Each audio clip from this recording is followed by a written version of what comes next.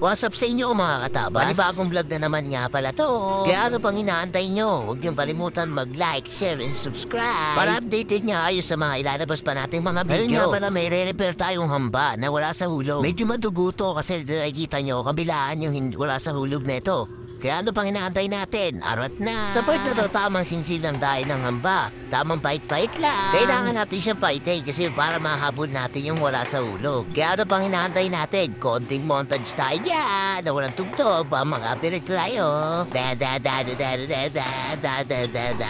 At ayan, pagtapos nga pa natin siya paitin, tatamin naman natin siya para yung mga sobra-sobra natin hindi nakatambanina. At ito, sinubukan na natin yung pinto kung may tatama pa. Ayun, mayroon pang konti. Kaya ang solusyon na lang natin dito ay grinderin na lang natin. Kaya tara na! Kasama na nga para sa pag-grinder natin yung pagpantay ng mga kinatam natin tsaka pinait natin. Para maging maganda yung kalabasan. Tapos pindor na bahala dyan para magmasilya at magpintura. At ayun, tapos na nga natin siyang grinderin at pumasok na nga yung pinto. Hindi ko na napakita kaya ngayon ay kakabit na natin yung kanyang lock set.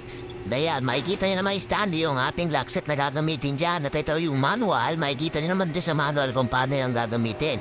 Kaya doon sa kung sa mga gusto matuto manood ng paano gamitin yung manual, panood na lang kayo sa Facebook ko, punta kayo sa Facebook natin at panoorin nyo yung ating tutorial doon. At ayan na nga mga katabas, dapat tupiin nyo itong nakalagay dito na drawing para masundan nyo. Tapos mamaya-maya, babay daw sa inyo, ipapasok natin yan dito sa may pintuan mismo. Ayan, pinasok natin dito yung drawing para makita natin yung actual kung saan tayo bubutas. Ayan yung sa may pinaka-doorknob niya at saka sa pinaka-doorlock niya. Ngayon, lalagyan lang natin siya ng palatandaan kung saan natin itututok yung pinaka-sentro ng pambutas natin. Tsaka natin bubutasin. Kaya ngayon, ang gagawin na natin ay bubutasan na natin yan. Para bang ginagawa natin? Let's go! At bago nga pala makalimutan, double check para muna natin. Dapat yung layo nito is 60. Simula dun sa may nakadulo ng pinto hanggang sa may pinakasentro ng ating bubutasin. At pag nakita nyo naman na 60 na, ano pang ginagawa natin? Di bubutasin na natin yan!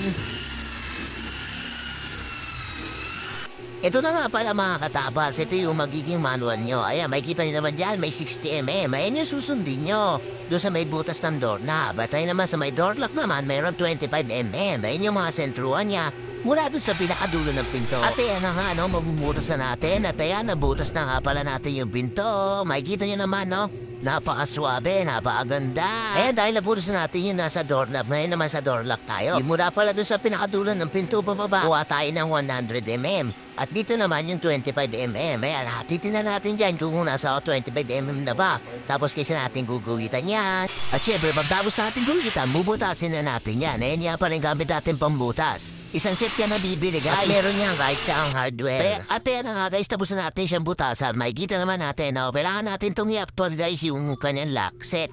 Para makita natin kung ano yung papaitin natin. Kailangan natin siyang paitin kasi para lumubog yung lock set niya. Hindi siya magbabakat-bakat din sa may pintuan. Hindi rin siya sasabi doon sa may pinaka-isa pang doorlock. At okay na nga pala guys, ngayon ikakabit naman natin siya ngayon dito sa may pinaka-doorlock natin nila.